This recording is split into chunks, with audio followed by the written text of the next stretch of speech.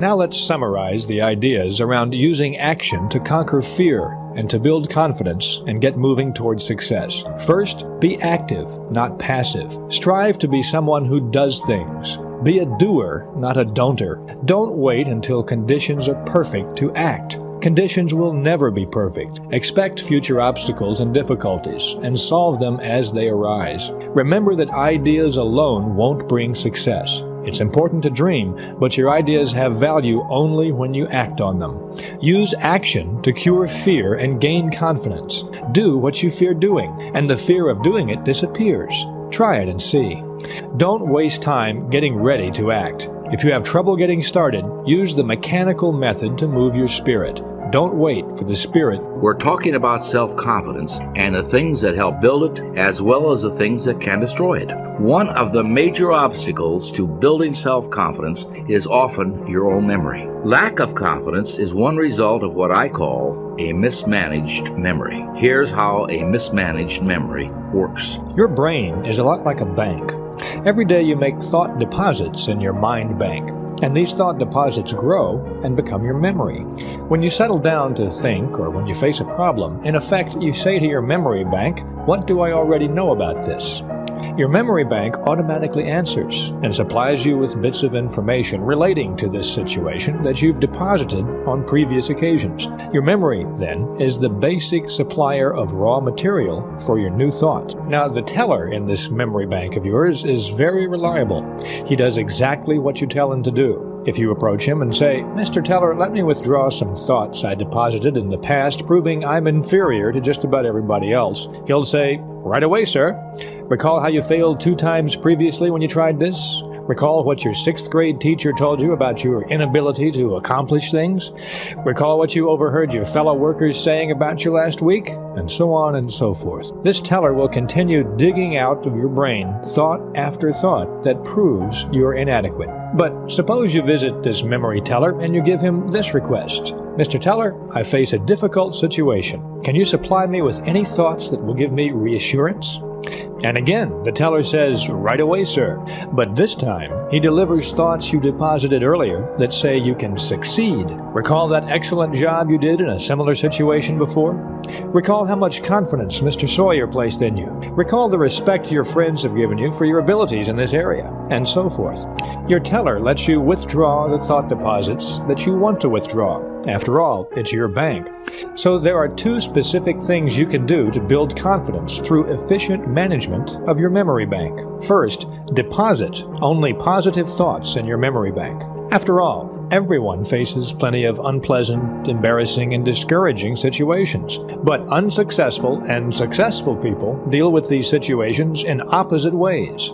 Unsuccessful people dwell on them and make them prominent in their memory. They don't take their minds away from them. At night, the unpleasant situation is often the last thing they think about. Successful people, on the other hand, don't give these situations another thought. Once they've gotten through them, they don't put them in the forefront of their memories. Quite the contrary. Successful people specialize in putting positive thoughts into their memory banks. Imagine what would happen to your car's engine if you scooped up a handful of dirt every morning and put it into the crankcase. That engine would soon be a mess. It wouldn't be able to do what you wanted it to.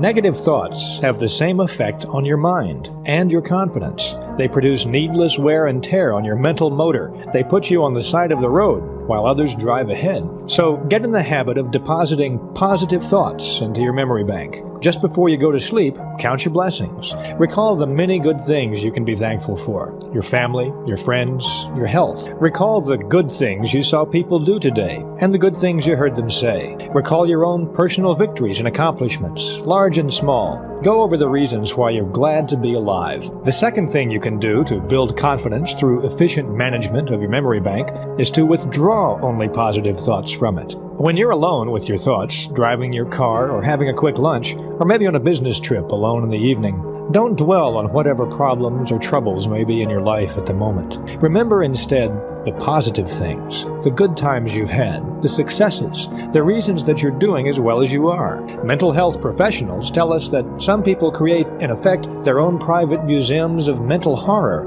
by excluding positive thoughts from their memories and dwelling on negative ones to the point of obsession. These are obviously extreme cases, but many of us tip the balance to the negative in our memory banks, and that can often impede our personal progress. And whether the psychological problem is big or little, the cure comes when you learn to quit drawing negatives from your memory bank and draw positives instead. Don't build mental monsters. Refuse to withdraw unpleasant thoughts from your memory bank. When you remember situations of any kind, concentrate on the good part of the experience. Forget the bad. If you find yourself thinking about the negative side, turn your mind to something else. Take a nap, go for a bike ride, work in the yard. You don't need negative thoughts. You can live much better on a pure diet of positive ones. The encouraging thing that you'll discover if you practice these attitudes is that your mind will cooperate with you. Your mind really doesn't want the negative thoughts. If you ignore them, your teller will eventually cancel them out of your memory bank. One of the most common mental monsters we build is our impression of other people and how we measure up to them. People often fear other people. Why is it? Why do so many people feel self-conscious around other people? And what can we do about it? Fear of other people is a big, big fear. But there is one way to conquer it. You can overcome that fear if you learn to put people into proper perspective. I remember when I was inducted into the Army back in 1942, I was a very shy, confused young man, and I thought that everybody was bigger than I was, stronger, smarter, in every way superior to me. And my experience in the induction center really taught me something different. I saw maybe 1,000 people come through there who were tall, skinny, smart, dumb. In any event, they were all just almost as confused as I was. In fact, in many cases, much more confused. So I started gaining a sense of worth about myself, realizing that the people that are my peers are just as confused and just as scared as I am about this world that we're entering into. When this event became real is when you enrolled yourself. Before that, it was an idea. And there's lots of people who intended to be here, but they never locked it in. So I lock it in advance, because if I hadn't locked it in after Date with Destiny, there's no way I would have got on a plane, flown all the way there, and then put myself in a room for 7 days and nights. But I'm grateful I did. And I only did it because I already locked it in place. So I encourage you, number one, figure out at least twice a year, what are you going to go to that's going to make you grow and expand? How many of you feel like these last couple of days have been some of the most growth you've had in a couple of days here? Say aye.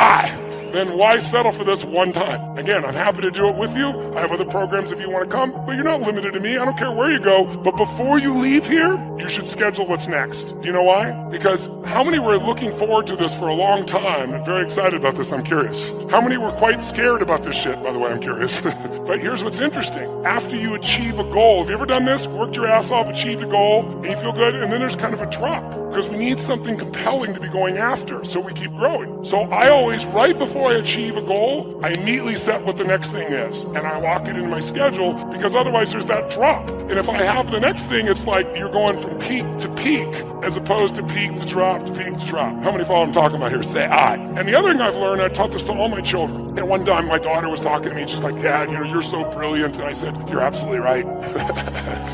And I said, honey, I am a smart human being. I've worked hard to be a smart human being, but probably my greatest gift is I do not let opportunity escape my grasp. If there's an opportunity and it scares me, if there's an opportunity and I don't have the time, if there's an opportunity and I don't have the money, in the early days of my life, all three of them, I didn't have time, the money, and I was fearful. I make myself do it because I know that if I don't get myself to do that, I'm not going to keep growing. My teacher, Jim Rohn, used to teach me this. He said, Tony, if you really want to have an amazing life, you got to learn to stretch yourself. I said, well, I do stretch myself. He goes, well, let me give you my philosophy of stretching. He said, stretching means if you find yourself saying, I can't do something, then you must say, I must do it immediately and do it with no hesitancy. Because if you hesitate, it's like the firewalk. If you went up to the firewalk, most of you got up there, made your move and rock. Some of you got up there and were like, fuck, oh, shit, oh, what am I doing here? And the longer you wait, the what it is. harder it is. So you just train yourself to just do it. Instinctively push yourself. So if I say I can't, then I must. Now, when he first told me this, I said, well, if I can't, I must. If I can't jump off a cliff, then I must. He said, no, be intelligent. But he said, if you find yourself saying, I can't do something, I don't want to do something, but you know if you made yourself do it, you're going to be a better human being, then you must do it. Don't hesitate, do it immediately. And so some people say, well, that's not a very safe life.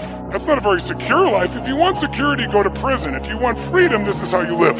So once you've got events where you're going to make huge growth, the next thing you want to do, throw it up to number 2, is you really want to get yourself a coach or a mentor. Why do you want a coach or a mentor? You're smart. Well, I got a series of mentors. I've got 3 men in my life who are the smartest humans I know, some of the most successful people in the world in business, spiritually, emotionally well-developed. They're 18 to 20 years my senior. And guess what? I come to them all the time for accountability and feedback. Because as much as I know to drive myself, you don't do brain surgery on yourself even if you're a brain surgeon. Does it make sense? You need some feedback from the outside because you're still in it. And so getting a coach is critical. Now I get paid $1 million a year to coach someone and I only take on 7 clients and I got now a 5-year waiting list. So I'm not looking for any coaching clients. But I've trained all of my coaches to do the same things I do and they don't charge $1 million a year, not even close. So you can use our coaches if you want or someone else, but what you don't want to do is have a friend be your coach. Why? I'll give you an example. A few years back, I was on this talk show that's in the morning. I won't mention the name, but it has a bunch of ladies. What's the name of it? The View. That's right. I won't mention it. And I was on The View, and it was when Barbara Walters was still on, and Barbara's a brilliant, amazing lady. And they had me on in January, and I was doing a piece on New Year, New Life, how to transform your energy and your body. And when I was done talking, it was a little 7-minute segment. All 5 women, I guess it was, 5 women followed me into the green room, literally, during the break. And they said, listen, before the TV comes back on, we want to do this. You know, tell us more. How are we going to do this? And we want to do this together. And when they said they wanted to do it together, I was like, hold it. I said, can I be direct with you on this? I said, Barbara, you know how much I respect you and all of you, but can I be direct? They said, well, yeah. I said, well, I respect you. You're some of the best in the world at what you do as journalists. I said, you have an incredible show, #1 your show. You've been in the years. Barbara, you're a role model for anyone who wants to be successful, man or woman, but there's an area of your life none of you have mastered, your body. I'm not being harsh. I have to tell the truth because the truth is how you get to the things to change. And you should have seen him look around and be like, oh my God, he just said we're fat.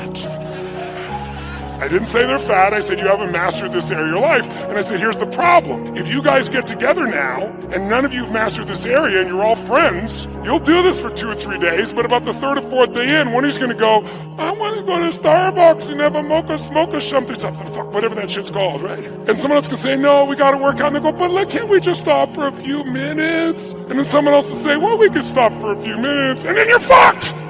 Because you'll break the pattern. I said, have you ever done this before? And they started shaking their heads. They said, it's happened multiple times. I said, don't do this together. I know you love each other. That's why you shouldn't do it together. Get a professional. When you go, I want to mocha smoke, they go, shut the fuck up and run! You need someone who's not going to listen to your bullshit and is going to push you until you develop the discipline, until you develop the skill. And even then, they're going to know the little things, the 2mm things you don't know that could save you a decade. How many follow this? Say aye. So don't get a good coach, get an outstanding one. And the problem is I created the coaching industry. Before I came along, no one called himself a coach in this industry. There wasn't this industry. You got to be a therapist and you got to prove by insurance. And I came along and said, these therapists are sitting down with people for 7 effing years and I can wipe out that phobia in 20 minutes or an hour. And so I went around and I said, I got to figure out who I am. I'm not a motivator. I never was. You know, I'm not a guru. What am I? And I thought, well, as an athlete, who influenced me the most were my coaches. And many of them were not as good as I was, but I'm in the game. I'm in the forest. They're outside of it. They could see things and give me cues, and they cared about me. So I said, that's what I am. Forget athletics. I'm a coach. I love people. I'm not better than they are, but I'm going to see things they can't see because this is my focus, right? And so I did that, and for many years I called myself a coach. No one did, and I remember I was on Larry King Live, and I just started coaching President Clinton, and he goes, what is this coaching thing? You're not a coach. You don't coach athletes. I said, well, actually I do, but I said, no, here's what I mean by coach, and I was about to give it up. up, and like within the next 6 months, everybody was a coach. Therapists started calling themselves coaches. Financial planners started calling themselves coaches. It became a term of art. Now I hate it. You know why? There's no standard, right? Anybody say they'll call themselves a coach. Anybody go out there and do it. They go to some class, some idiot teaches them 3 skills. They've never produced the fucking result in their life, and they're a coach. So I feel like I created a bastard industry. And so like any industry, there's good and bad. You got to find somebody who's outstanding. Don't settle for somebody's good, and don't settle for somebody because you like them. Because liking them is a nice thing. You need somebody who has the skill to get you there. Who's with me on this? Say I. And why do we want to coach? So you measure at least twice a month, some of you 3 times a month. Because if you don't measure, you can't manage what you don't measure. Does that make sense? And you got to measure it, and it's easy with your children, with your life, with your businesses. You're going to get caught up. You need somebody helping you to stay on target for what you want for your life. How many follow? Say I. And it's cheap. Most coaching is inexpensive, and the people that overcharge, don't go to them. But get somebody who's really great. And then finally, thirdly, and this is what I want to show you this morning, you need a daily practice. And a daily practice that's going to put you in the best state possible regularly. And so there's 2 parts of the daily practice. One is you want to feed your mind every day for at least 30 minutes. And when I say feed your mind, my teacher Jim Rohn used to say, miss a meal, but don't miss reading for 30 minutes. And I don't mean reading the web or your social media bullshit or Twitter. I mean reading a real book that you've selected because it's going to make you grow spiritually, mentally, emotionally, financially. Something that makes you think, something that gives you a strategy, not some cute little blog post that you can read in 5 minutes. I mean something that's going to make you not be mental candy, something that's going to produce a different result. Because our lives are the result of the input. Input a bunch of garbage, you get garbage out. So I would like never miss reading, and then I started listening to audios when I was really young. And the great thing about audios is you can do what I call net time, no extra time. So the biggest challenge we have is when am I going to read? When am I going to do this? When am I going to do all these things? The answer is it doesn't take any extra time. If you use net time, you can do it while you're cleaning the house, while you're working out, going for a walk, when you're driving in your car, should be your new university, where you're feeding your mind. Because if you don't feed your mind, weeds grow automatically. You don't have to work on growing weeds. They're going to be there if you don't do something to replace it. So every day, 30 minutes of either audio or a book, something that's going to make you grow. It'll feed your mind. It'll keep the momentum going. So this won't be just the one burst. This will be the one that got you going. And then you keep the momentum by doing this. And then finally, and most importantly, many people, the most silly question I'm asked in the media all the time for 40 years is, don't you have bad days? Don't you get upset? Don't these things happen? Of course, but I said I don't stay there. I've trained myself like an athlete trains their muscles. I've trained my emotional muscles, which, by the way, I think your emotional and spiritual muscles are the most important ones. Courage unused, does it grow or shrink? Which one? Faith unemployed, unused, does it grow or diminish? Diminishes. Passion unexpressed, does it expand or shrink? So the most important muscles that change your life are those mental, emotional, spiritual muscles. If we develop them more, we're going to experience more. So the way I do that is through a process I call priming. And this is the part that I really want you to get because it's really simple. Most of us, have you ever seen someone do something and thought to yourself, what the F is wrong with this idiot? Who's ever had that thought? How many of you ever done something yourself and thought, what the F am I doing? Okay? Many times we think we're thinking our own thoughts when we're not. We've been primed by the environment to think a certain way and we don't even realize it. Now, sometimes that's done consciously by marketers or advertisers. That's a simplistic example. But a more powerful example is what happens in your daily life. So let me give you a couple examples so you become aware of the power of priming. And then I want to show you how you can consciously prime your own mind and body and emotion so you naturally go where you want to go as opposed to hoping you go there. So some of the studies on priming have shown that what you think are your thoughts actually got there because something in the environment that you're no longer noticing. So an example of this would be, they did a study and they took 2 actors and they both approached 100 people each, and the actors were designed to do the exact same thing. They walk up to people, they have the same facial expression, and they'd say, well, you're sitting there, excuse me, could you hold this for me for 1 second while I grab my phone? And they hand you this cup of coffee. And then they reach in their pocket to get their phone for 2 seconds, and they put it back real fast, and they go, thank you so much, and they take it back. And every time they did it exactly the same way with all the people, 200 people, 100 each. Each person did 100 people, but 50 of those people they gave hot coffee to. 50 of the people they gave iced coffee to. Now listen to this. This is mind-boggling. After 35 to 45 minutes roughly, a person walks by outdoors or at the mall, wherever they did this. They have a checkboard, clipboard, And they go, excuse me, we'll give you $20 if you'll give us 3 minutes of your time to read these 3 paragraphs and answer 2 questions. 95% of people do it. $20, 3 minutes, I'll do it. And they read these 3 paragraphs, which is this story about this main protagonist. And then the 2 questions are, tell us what's the first emotion that you link to the main character, and what's the second one? Those are the 2 questions. When they do this with people they handed hot coffee to, 80% of the people, 81% to be exact, roughly 81, say that the person they read the story about is generous and warm. Sometimes they add the word loving, but generous and warm is always there. The people who had the exact same presentation 34 or 40 minutes earlier were given iced coffee, 80%, there's a 1% difference, which is statistically irrelevant. 80% of them say the person is cold and uncaring. And the only difference is 35 or 40 minutes earlier, somebody handed you a hot or cold cup of coffee. That's wild, isn't it?